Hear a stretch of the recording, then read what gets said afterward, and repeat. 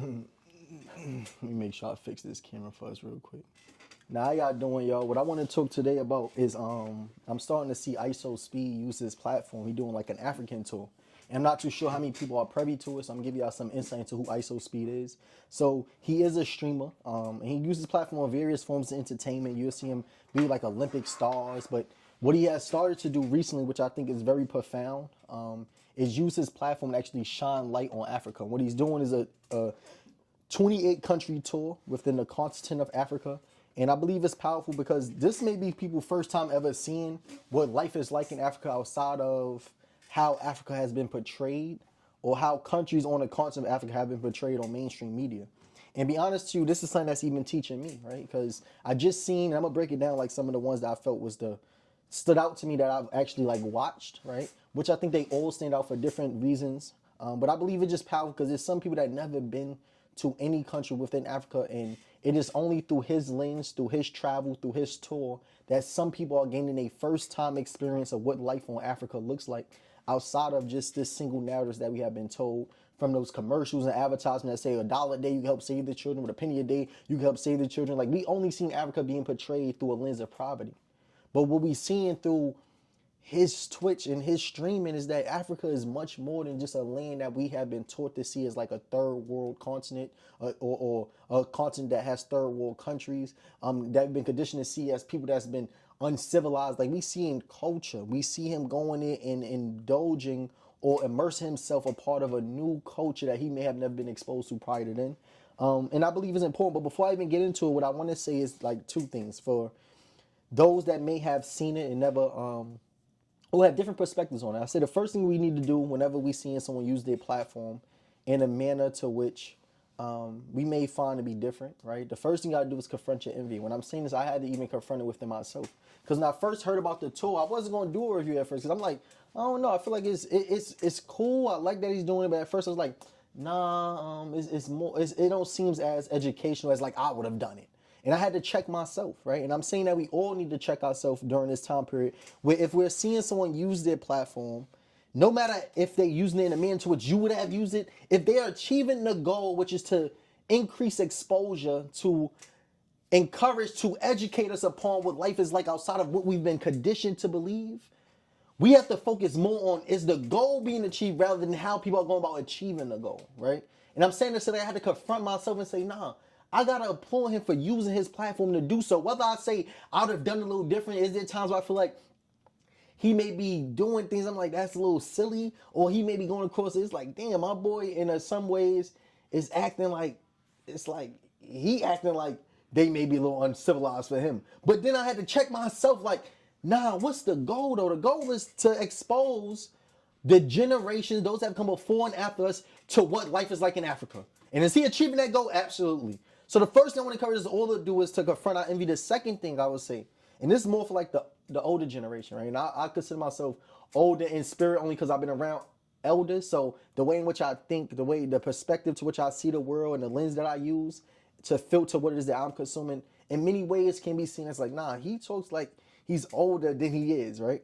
And I want to say that the second lesson is we have to, whenever we are watching new influencers, streamers doing things and capturing the attention of the new generation, what we ought to do rather than just being critical is also sitting down and learning, right? Like, all right, this is a time for us to see how it is that the new generation consumes content. How is it that they're receiving information, right? Because you could be the best intellectual, well-read, have all the information, but if you don't learn how to effectively teach it and capture the audience attention, it serves no purpose. Because I would say the main goal to learn anything is for it to be taught. You ain't supposed to just be learning things and not passing it down. So we have to learn how is it that we go about communicating, passing down the knowledge that we have obtained in a manner to which the new generation can consume. Or how could the new generation go about receiving it? How they receptive to information, right? And I had to learn. I'm like, I had to check myself even when it came to like the courtesan. I'm like, no, it's no way we all been talking about professionalism for all these years, and all it took was for a young man to say, we're not doing Nike Techs, we're doing courtesan marches for it to go viral. And at first, I was jealous. I had some envy. I had to check myself and say, nah, he's achieving the goal, though, which is to educate our young black men to understand mannerisms. Understand it is important to know how you carry yourself and dress in certain spaces. Not to say that you can't come in as who you are, absolutely, but know that people do judge you first based on your attire. Important, right? So even with IShowSpeed, I had to sit there and go, wait, all right, streaming may be a way many people learn. I went to South Africa this year, well, last year, summertime, and I went and did YouTube videos, but it'd have probably been good to stream because I didn't know. But some people first time seeing South Africa would have been through my lens. So I had to sit there and learn like, okay, IShowSpeed is doing something new. And as those that may consider themselves to be educated as scholars, we must learn how to adapt, not necessarily the way in which we go about learning, but how it is that we go about teaching. If we've seen that the way in which the new generation receive information is different from how it is that we were taught to teach and receive it when we was growing up. Laying there. Now let me get into this amazing streaming that he's doing. So he's going to 28 countries. I'm gonna highlight 3 that I felt like was essential, that I really enjoyed that I watched so far, right? Because I didn't get to watch all the ones that he's done. The first one I thought was cool was the one in Botswana. I seen a little clip, and if I pronounce it wrong, I apologize. It's Botswana, I believe, right? But he was talking to somebody with like someone that was selling diamonds, and he actually purchased one. They said, no, we only have a contract to sell to 2 merchants. And he was like, so wait, you only can sell your diamond to 2 people? And I thought that clip alone was powerful because it also shows this idea of how a lot of the minerals or natural resources to which Africa is home to is being controlled by many people outside of those who are native to the country. And I think that gave a little glimpse into it. The second one, which is one I actually watched, was he did a stream recently about the pyramids in Egypt, right? So he did a stream about Egypt, and I thought this one was very powerful for several reasons. The first one I say is because I never been in Egypt, and when he was streaming, he was showing he said I'm the first streamer to go into pyramids, and I'll be honest, I was just so interested because I never seen a pyramid. I always want to know what was in the pyramids, and through his stream, it was like I was going through the exhibit in a museum with him to learn about that history. And I thought that was very important, but it also reminded me of what some people may not even recall.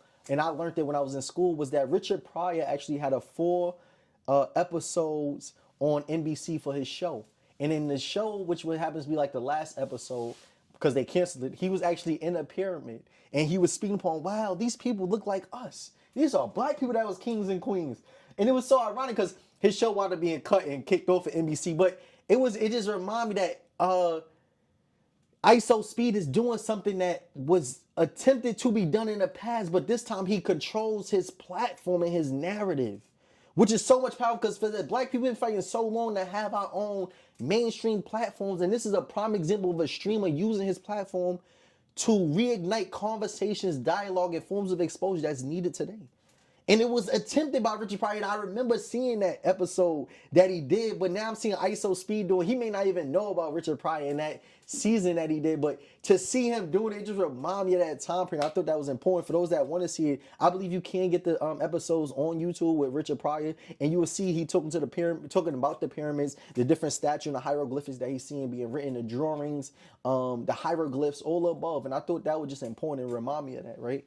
But another part of the streaming in Egypt I thought was really important, and probably the only thing I'll probably critique a little bit, was he asked the question to various tour guides, why are the nose on the statues cut off? And the tour guides didn't really have the answer, which I believe would be actually the true answer. They gave them all different type of response. None of them said because the statues actually black kings and black pharaohs, and they wanted to dispel that idea that these black men had that type of royalty within our history. So they chopped off the nose so that we couldn't be able, so we could not tell the features that was attached to that black man, which is the reason why the nose was cut off. And I believe that the only thing I would add to his stream is he should have ensured, or whoever is assisting him, make sure they have somebody there that's going to give him historical documentation on a ruling of black people within Egypt. Because you talk about even Alexander the Great and the role that Greeks played in Egypt without ever acknowledging the role that the black people played in Egypt. And I think that's an essential part of some of these tours, is ensuring that the narrative that we want to be told is those that reinforce our superiority, our empire building abilities, our genius, our scientific ingenuity, all these things. You want to make sure you have a tour guide that will use this stream in that educational manner, because when you have the ability to capture a demographic, when you capture, you want to make the most of it. And I feel like if there's anything I would have added, like if I had his ear, I'd be like, yo, bro, let's make sure we get us a tour guide that could really ground us in the actual history, because there's some people that definitely can use your platform to provide or to push more misconceptions, right? So I believe that why the nose cutter was a great question, but from what I've seen, the tour guides didn't provide the true answer to why those noses of the pharaohs was cut off. It was for them to not be able to show that these features were that of a black man, so that we wouldn't know that we actually were the kings and queens of Egypt way before the presence of the Greeks. And it's actually Greeks that came to Egypt to learn, and now we even attribute or credit geometry and the creation of certain math to the Greeks when actually they learned that from Egyptians who were black. But it's important for us to always have like a tour guide that grounds in that history. The other thing I would say that I enjoyed, I watched the stream about Ethiopia. He bumped into Miss World Africa.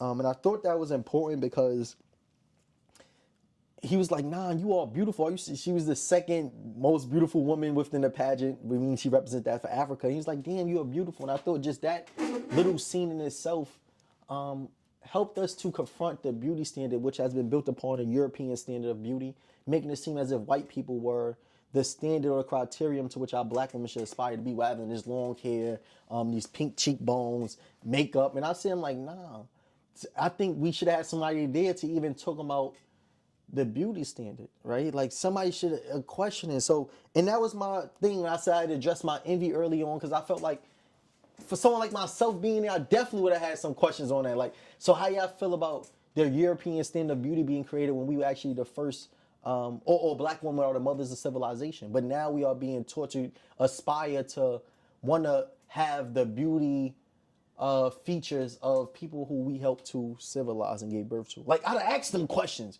I'd have stirred up the pot a little bit. And that's what I mean. So I feel like even that was important, though, because it redefined the beauty standard, show that what we've been shown of Africa as like this impoverished continent of countries actually is very prosperous in many ways and have beautiful women and men. Is a land of beauty, a land of prosperity. And just that little clip right there just helped to dispel a lot of myths that we've been taught. The other thing I thought about was just like how we use our platforms, but also the international connectivity.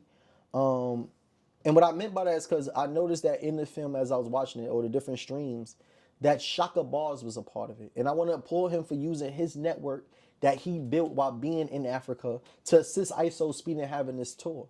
Right? And I think it's just essential and imperative that we have that connectivity along the African diaspora, where when we travel, have youth, have our scholars go to different nations and countries, that we have somebody that's there that's willing to ensure that they first protect it, but ensure that their travel is safe, but also that they're exposed to the actual native experience of what it is to be like in that country. And I just wanted to make sure I gave my applause to Shaka Ball. So if y'all watching this, let's leave our W's in the chat for Shaka for using his platform to assist IShowSpeed in his tours, but ensuring that his experience was well thought out, right? But in order for that to even happen, we had to have a Shaka Bars to be there, to be that that relationship, to be that, I'm looking for that word, but to be that point of reference, that point of communication that we could reach out to ensure that something like this was even able to take place.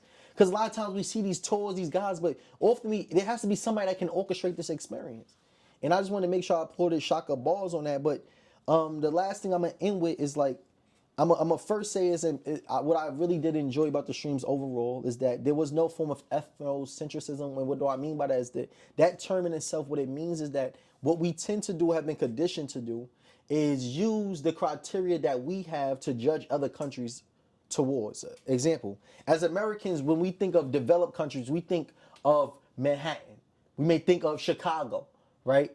And Los Angeles, these places with skyscrapers and these big arenas for sports. But when you go to a place like South Africa, Ghana, Nigeria, Somalia, Guinea, and then you see like what they may determine to be developed nations, you may look at the comparison and say, nah, this can't be a developed nation because you hold in the criteria of America. Second thing, we may say some people are uncivilized or we don't like their culture or their forms of tradition because we are using the criteria that we have been taught in America to judge theirs. But what I seen him do was he embraced it. He actually immersed himself in the culture, dressed up in some of the garments that symbolized their warriors, that symbolized their form of tribal celebrations. I enjoyed this. I enjoyed the idea and the just seeing him indulge in a culture without having this form of like critique, as if like something was wrong. He didn't give that. He gave like, this is African people. I love their culture. I'm here to learn. And a lot of times we go there to judge, and that's something that we often have to teach people when they being exposed to a new culture, is know that this is a new culture. And don't use yours as a way to judge theirs, because who's to say that yours is the criteria that should be held to, that others should even want to aspire to be? Because there's a culture, a religion, a practice, spirituality that existed well beyond Christianity being introduced. But a lot of times you judge other religions based on your own, as if like some people can't look at your religion and say something's wrong with yours. But the fact that he went there and actually became immersed in the culture, I really applaud him on doing that. And what I want to land the plane is just how important it is that we use our platform. So even as a creator, those that may watch my videos, see my speeches, I'm intentional with how I use my platform, which is that they asked me today, I was with a group of young black men, they want me to define my purpose. And I said my purpose is really to reawaken the collective conscious. I didn't say it that way. I said my goal is actually to get our young black men to become more critical thinkers, so that we start to understand that we have much more power than we've been taught. And that's how I use my platform, right? And I'm saying that it's important that we all use our platform in the manner to which we do, because we have various streams. You have like Kasana, Talil, Dez, different people, but then we have IShowSpeed. And what's the beauty of it is that each individual uses their platform differently, because the gifts and the vision that God planted inside them is all different. Like for IShowSpeed to have the vision, say, let me go to Africa, is amazing. And it's just important that we use our platforms to create another level of exposure. Because one of the quotes that I have is that there's two forms of incarceration. The first one's one we familiar with, which was to be behind bars, but the second one's be a victim of limited exposure. And what he has done through this streaming is help to break that barrier in that form of incarceration for individuals that have been incarcerated to limited exposure. And I just applaud him doing that, because some people are saying like he's done more in these streams than any celebrity or those with platform that came before him has ever done, because we have never seen no one use their platform specifically to say, let me shine a light on African countries and what life is like outside of what it is that we have been taught to consume as Western countries and citizens within the Western nation, right? And I want to go to Africa. Hopefully me and him get to connect. If anybody got some connection and say, yo, this young man Jordan, I'd love to see y'all two do something together, and let's go to Haiti. I want to go to Haiti with him. Let's do it. Right? That'd be amazing. But I just want to applaud him on doing that. But I want to encourage everyone that has a platform, for we all have the ability to create our own platforms now, to create our own narratives and tell our own stories, that we be intentional with the stories that we are telling. For there was a time period where we didn't have control over the pen, and the only narratives that we was made to believe was that to which our colonizers told us. Right? But now we have the ability to write, and there's an African proverb, which I end with. It says, until the lion learns how to write, the story always glorify the hunter. And the reality is that we now have the ability to write. So the story no longer has to just glorify the hunter, for the oppressed has the ability to tell their stories. Right? And those that may not have it, those that do have the platform, ought to assist them. So IShowSpeed is doing something that many people may have wanted to do, but never had the platform, the resources, or the funds to do it in their relationships. But now that he has that things, it is a responsibility and a charge to my influencers and those with a platform to use their platforms to do as he's doing, which is to do what others may not have the resources to do. So I'm gonna land there. I hope y'all enjoyed this story, this video. Comment, share. You got somebody y'all want to connect me with, leave it in a comment. Y'all know I reply to comments. I love it. I reply to the drama. I reply to the good things. I reply to the prayers, all above. But this is my platform. This is Voice, and I look forward to building with y'all. Voice, let's go. Subscribe, share, comment. We building a village.